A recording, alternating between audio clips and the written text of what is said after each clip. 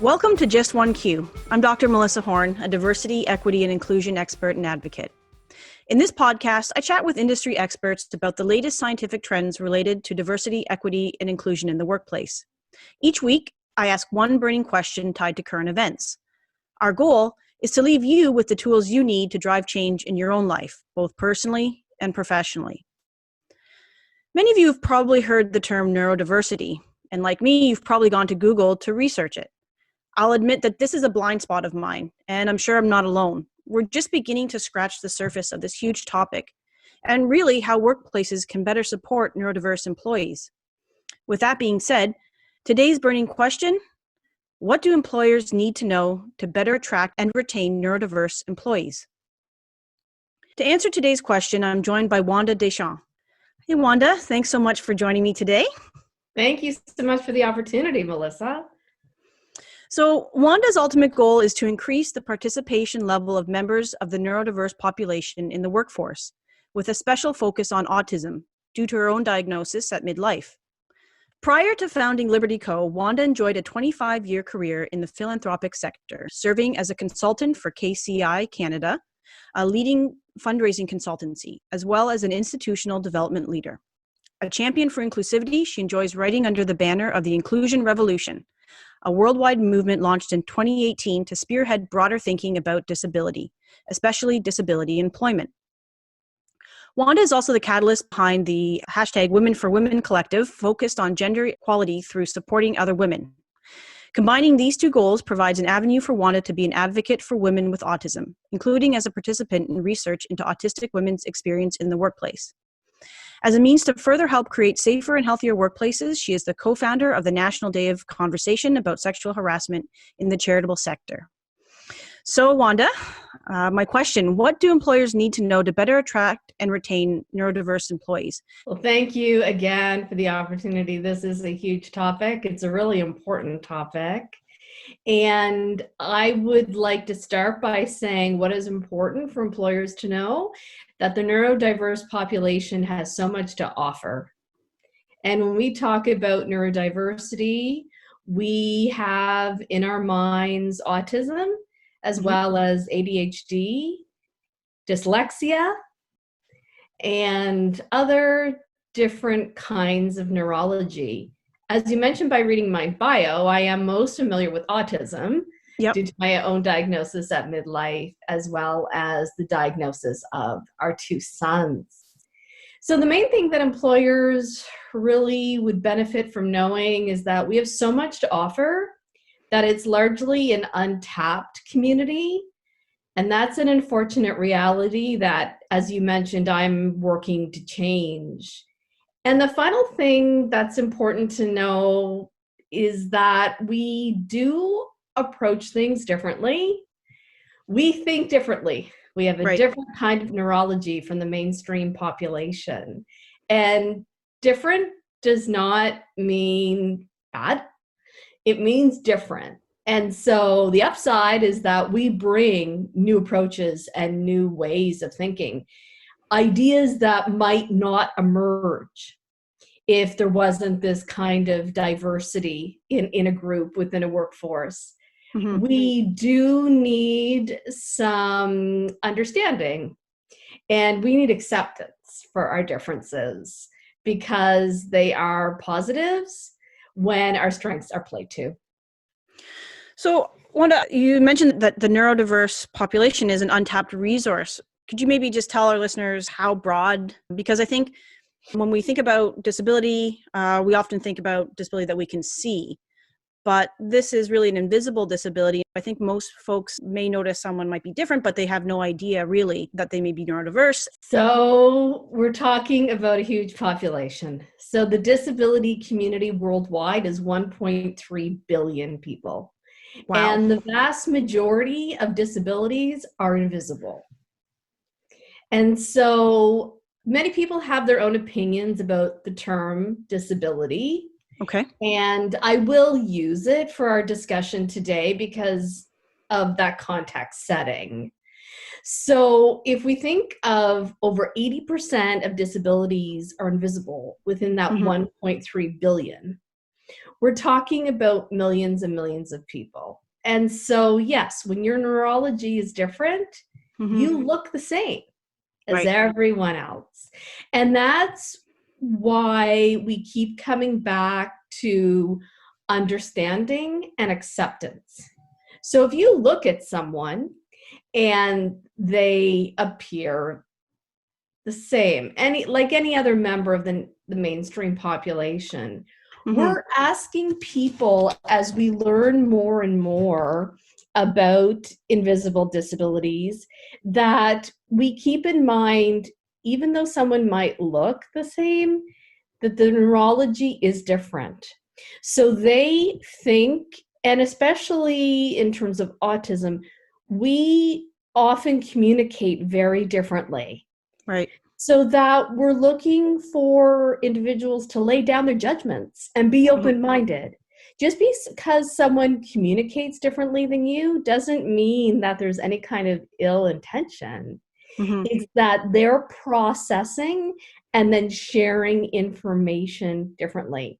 So to become specific so that people can understand, social communication is not intuitive for individuals with autism like it is for the mainstream population. So that means that we actually have to learn social communication.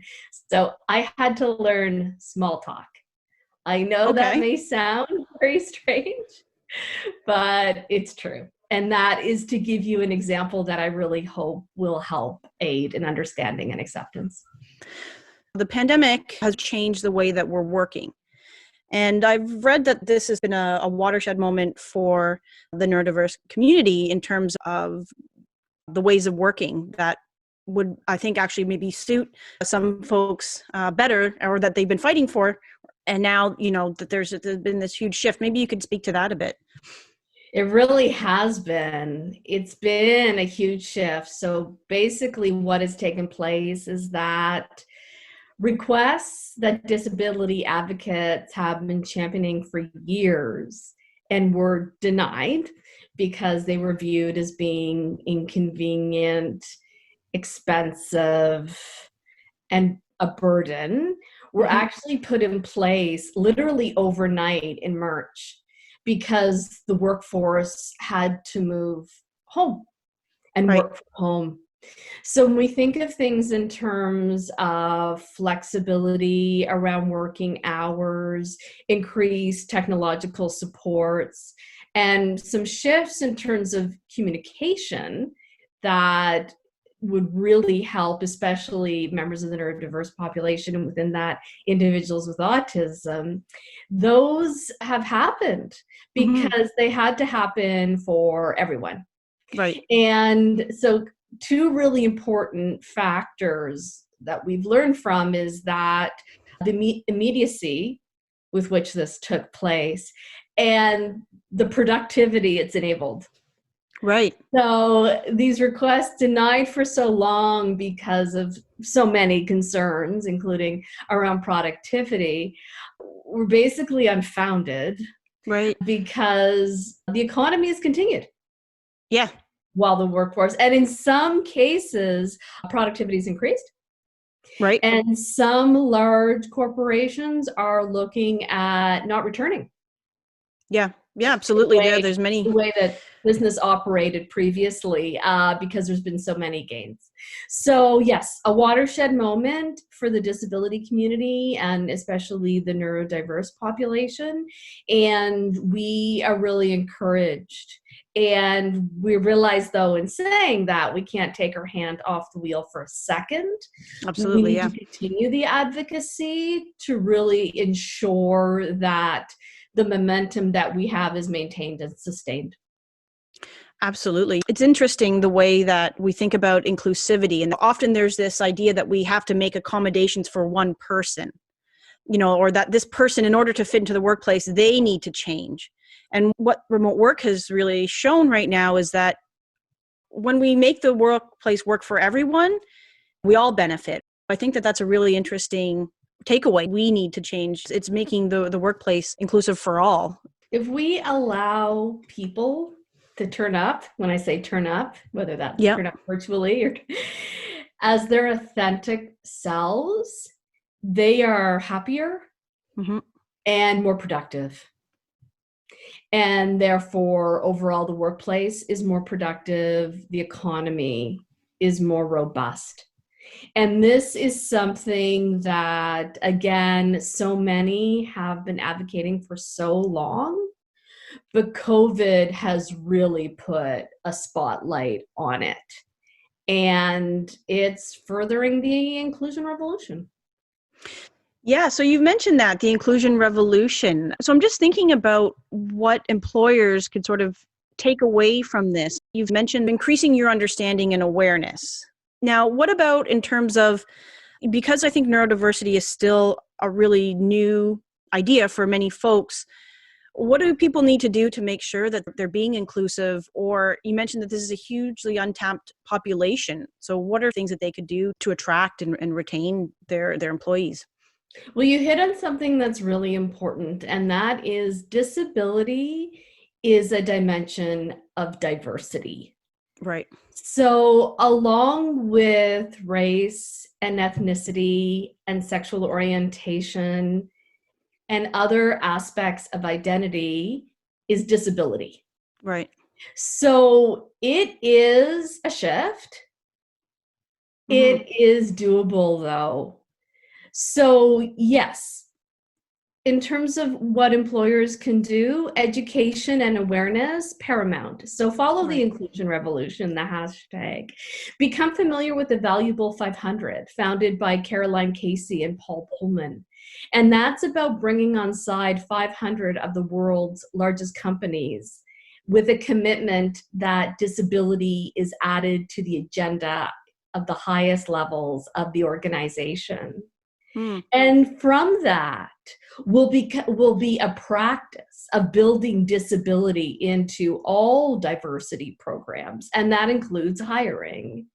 But beyond hiring and recruiting, there's retention.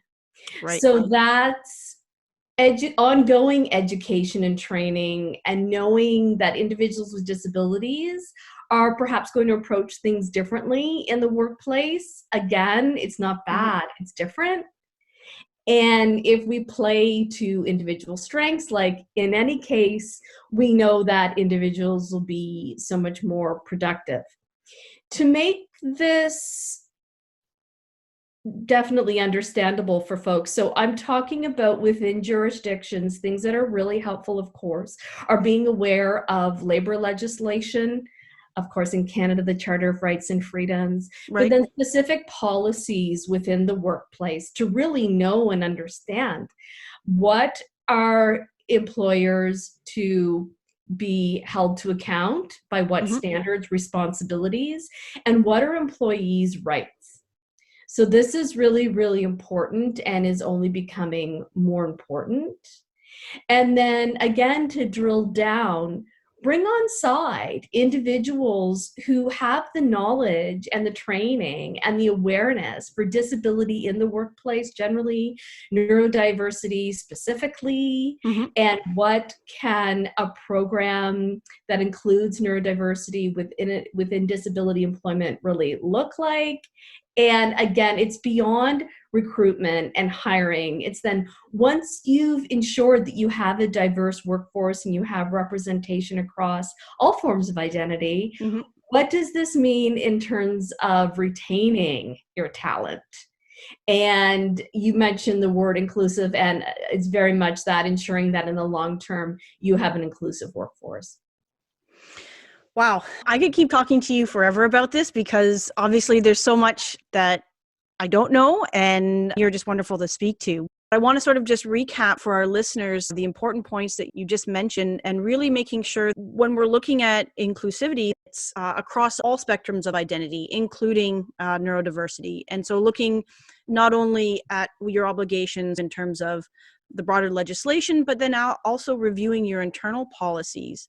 And then looking at your diversity, equity, and inclusion strategy, and that, to use the term disability, that disability needs to be a part of your diversity agenda. And if it's not, then it's time to start.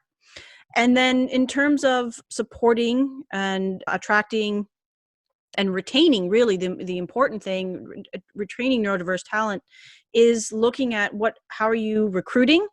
And then what do your policies look like? How are you making sure that your workplace is inclusive for all your employees? So it's fantastic, and I think it's an awesome place to start for folks. Wanda, I want to thank you so much for sharing your experience and your expertise. And you mentioned that we're really just sort of at the beginning of starting to include neurodiverse employees into our DEI strategies and practices. And so if you are an employer who's just beginning this important work at your company, and if you want to better support, attract, and retain neurodiverse talent, and make sure your hiring practices are inclusive, you can reach out to Wanda at libertyco.ca. Thanks again for joining me. I'm Dr. Melissa Horn, and this has been Just One Q.